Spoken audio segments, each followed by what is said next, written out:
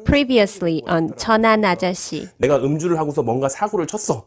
그 다음부터 경찰 조사 단계가 있을 때고 뭐 이렇게 가는 게 있잖아요. 첫 번째는 경찰 조사죠. 공판을 가게 됐다. 세 번째, 공판 날짜가 얼마 안 남았을 때. 그래서 네 번째가 조금 뒤늦게라도 선임을 했으면은 그때 그 재판을 미뤄줘요. 그리고 다섯 번째는 결심 공판을 갔다 왔을 때, 이때는 좀 검사님들이 좀 무시무시하게 때리죠. 6번은 선고 공판이 잡혀가지고서 재판을 가가지고서 선고를 받으러 갔는데, 판결을 받으려고. 근데 판사님이 판결을 안 내려줘.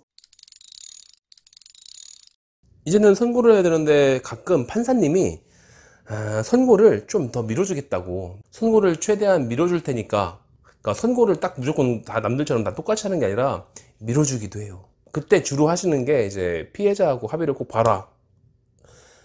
일단 돈을 많이 쏟아 부어도 보여야지. 혹은 금주 클리닉을 조금 더 하고 와라. 이렇게 하시는 경우가 있어요. 피해자하고 합의를 하라는 얘기는 지금은 현 시점은 그런 경우가 있어요. 그 나중에 이제 내년쯤 되면은 아마도 공탁제도가 부활했으니까 그때는 괜찮겠지만, 지금은 좀 어렵거든. 지금은 피해자하고 합의를 해 오면은, 좀 이런 얘기를 하시면은 여태 합의를 하려고 노력했는데 안 해줬거든. 그래서 이제 좀 골치 아픈 경우도 있는데, 금주 클리닉을 하고 와라. 이건 정말 감사한 거죠. 이거는 금주 클리닉을 하고 가면 되는 거예요.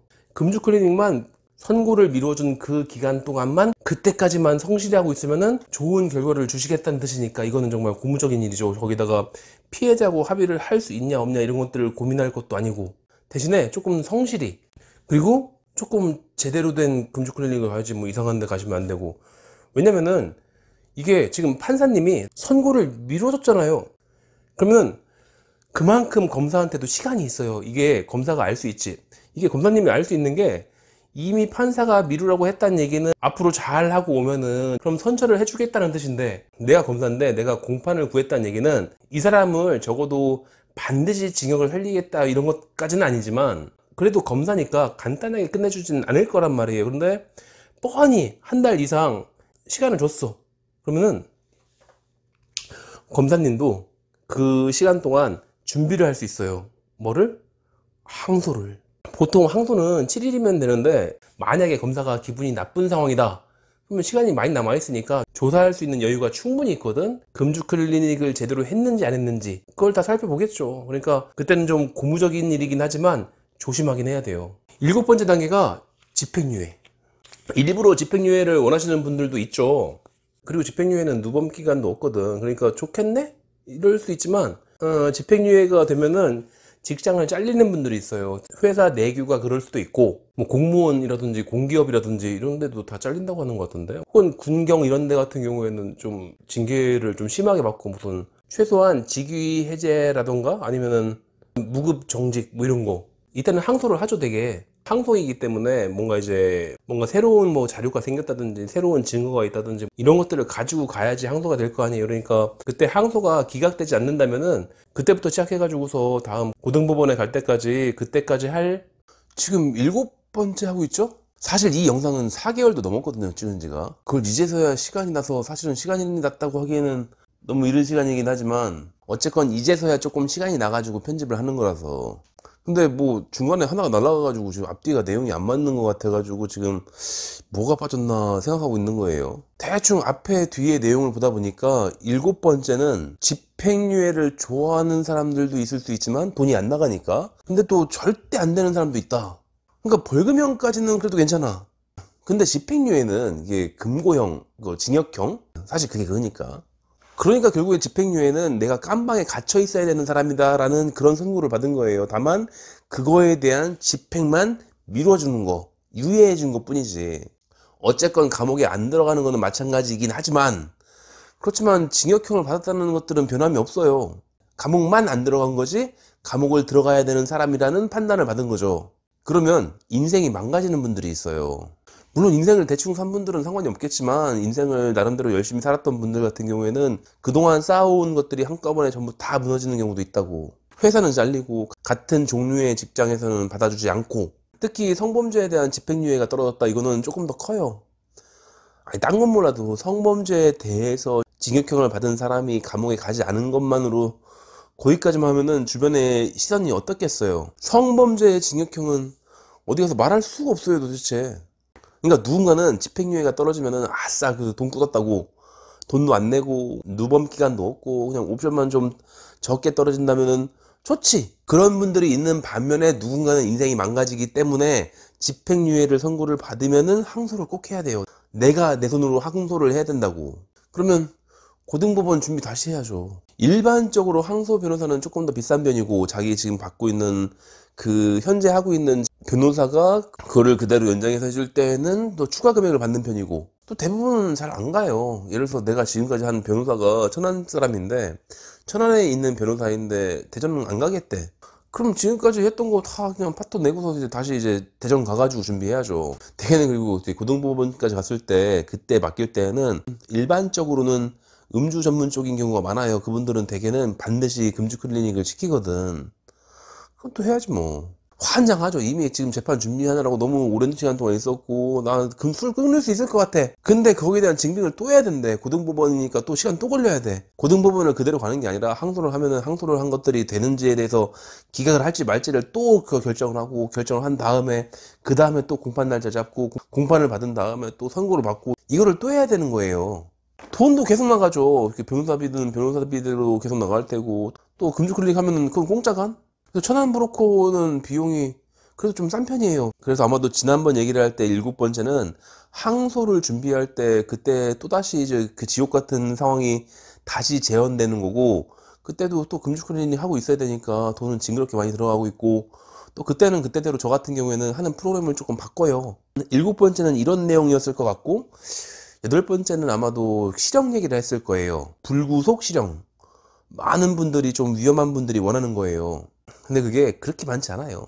이게 불구속 실형이 뭔지도 모르는 분들도 있을 텐데 저희 같은 경우는 꽤 많이 봤거든요. 그러니까 실형을 선고했는데 판사님이 선고일 날 실형을 선고한다 이렇게 했는데 근데 안 잡아가.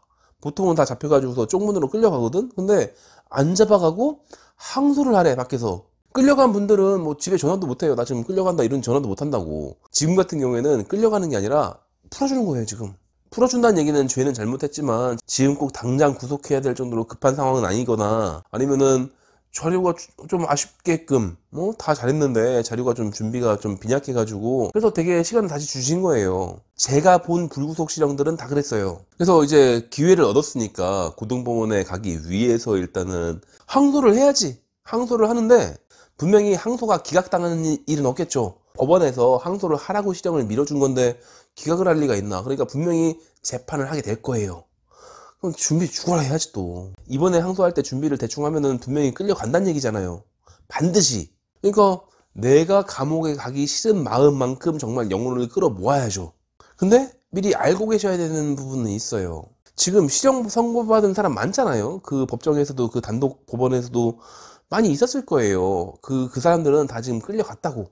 나는 안 끌려갔지만 그 사람들이 끌려갔죠. 그 사람들 중에서 뭐 여기만 있겠어? 그 전에 있었던 모든 법정에 있었던 사람들이 전부 다 끌려갔지. 그렇게 간 다음에 그 중에 일부는 그냥 감옥에 있겠지만 그 중에 일부는 또 항소를 할 거란 말이에요. 그러면 미결수가 돼가지고서 구치소에서 항소 준비를 해요. 그 안에서 항소를 준비하시는 분들은 준비를 잘 못하죠. 대개는 변호사를 시켜가지고 다 하는 거지. 그래서 실형받은 사람들 거의 대부분은 항소를 했으면은 그 안에서 준비를 하게 해야 되기 때문에 그 사람들이 훨씬 더 많고 그러니까 그 사람들이 먼저 해요. 미결수를 먼저 하는 거예요. 감옥 안에 있는 사람들의 항소를 빨리 해줘야겠어요. 감옥 밖에 있는 사람의 항소를 빨리 해줘야겠어요. 그래서 감옥 안에 있는 사람들 먼저 다 해줘요. 그 감옥 안에서 있는 사람들의 항소를 먼저 쭉 한 다음에 그 다음에 그 밖에 있는 사람들, 감옥 밖에 있는 사람들은 최고 나중에. 그러니까 불구속 실형에 그때 항소를 했을 때는 한 6개월은 잡아야 돼요.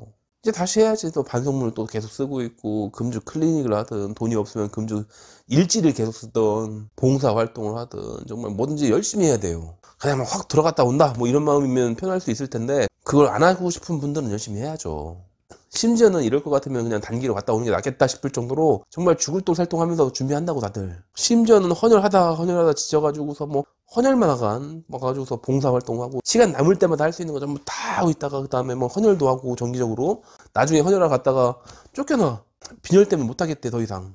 휴식 좀 한 다음에 오라고. 그래서 또 이제 열심히 잘 먹고 또 한 쉬었다가 또 이제 가서 또 헌혈하고 있고 봉사 점수 쌓고 있고 감옥 가기 싫은 분들은 다 그렇게 하고 있어요 지금. 오늘 오신 분 물어봤더니 6개월 동안 그 준비를 하나도 안 했대. 뭐 했냐니까 바빠서 못했대. 지금 징역을 사냐 마냐 이게 걸려있는데 바빠가지고 뭐 양형자료를 준비를 할 시간이 없었기 때문에 뭐 봉사활동을 한 번 갔었고 그 6개월 동안에 반성문 한 장 썼고 탄원서는 차마 써달라는 얘기를 못하겠고 헌혈을 하려고 했더니 내가 최근에 문신을 한 게 있어가지고 문신한 사람은 헌혈이 안 된다고 해가지고 못하고 있고 그러니까 판사님이 불구속 실형을 해주신 거는 그만큼의 기회를 얻은 거인데 그냥 내가 멍 때리고 있으면은 날짜 되면은 그냥 가가지고서 대충 그냥 알아서 그냥 집행유예 해줄게 이럴 건 아니니까 정말 차라리 이럴 거면은 감옥을 가는 게 낫겠다 싶을 정도로 열심히 해야죠. 지금 감옥 가기 싫은 거잖아요. 지금 감옥 갔다 오실 분들은 그냥 후딱 갔다 오는 게 낫지 차라리. 그 다음은 아홉 번째죠. 실형. 어제 한 게 8번째 단계까지였죠. 오늘은 9단계 10단계 2개 남은 걸로 기억하는데 9단계는 어제가 아마 실형은 받았지만 구속되지 않아 가지고 그래가지고서 준비할 수 있는 여력이 있는 분들 여기까지는 혼자 하시는 분들도 있어요. 물론 이제 나중에 고등법원 갔을 때는 이제 변호사님이 있어야겠지만 금주 클리닉 준비는 그냥 혼자 하시는 분도 있어요. 나중에 뻔히 변호사님이 갖고 오라고 할 테니까. 근데 이제 9단계 이때부터는 변호사님이 필수예요. 왜냐면은 이제 다 끝나고 들어갔어.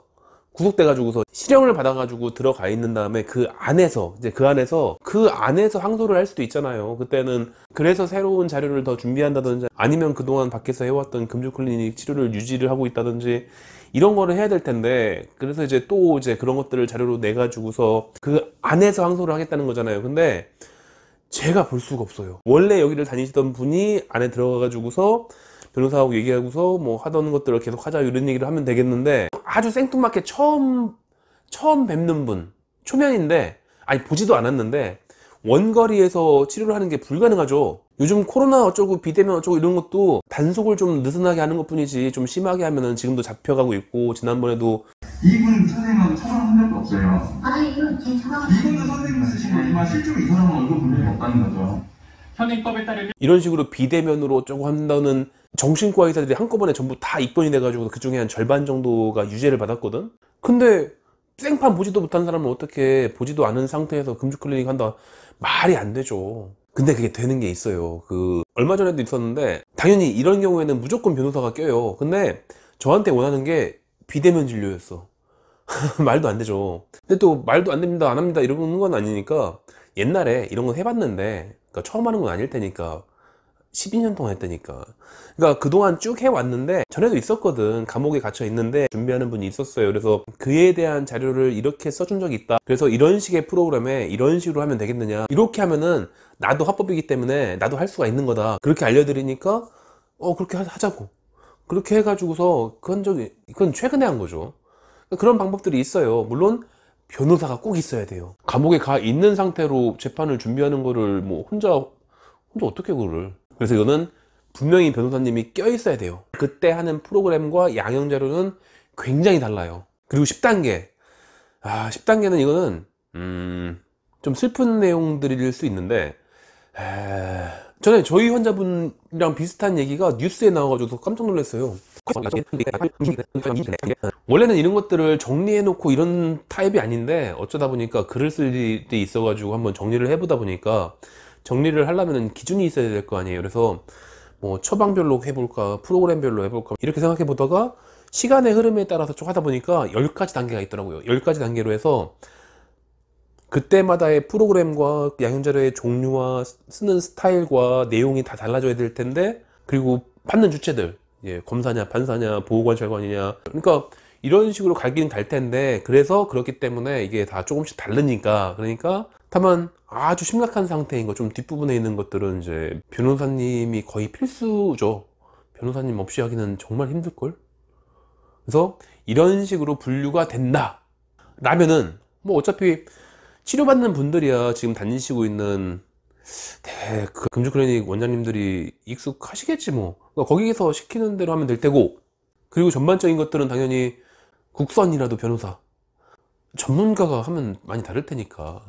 그러니까 지금 사고를 쳐가지고서 준비를 하시는 분들은 이런 것까지 있구나 라는 거를 알고 계시면 되고 그리고 지금 사고랑 관계없이 우연히 이 영상을 보게 된 분들은 야 정말 아주 작살 나겠구나 알겠죠. 술 마시고 운전하고 뭐 사람 때리고 이러면은 정말 힘들어져요. 지금 여기 얘기 안 한 것도 있어. 뭐냐면 기소유예, 친고죄가 아니거나 반의사 불벌죄가 아니 이런 것들, 음주운전 말고 이런 것들은 되게 피해자의 합의가 굉장히 중요할 수도 있고.